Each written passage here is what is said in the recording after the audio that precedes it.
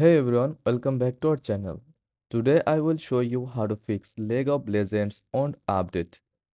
Is your League of Legends client stuck and refusing to update? Don't worry, I will show you how to fix it quickly. First of all, close the League client completely, open Task Manager, find any League of Legends or your client processes and int task them.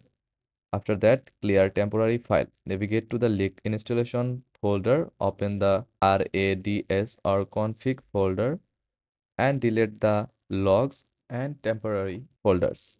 If that doesn't work, repair the client. Open the Riot client, click the settings icon, and select Initiate Full Repair. This fixes corrupted file. Still not working?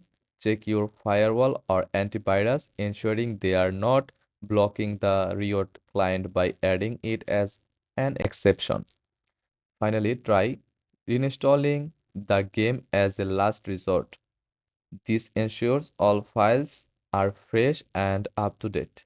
Now, your League of Legends client should update without any issues.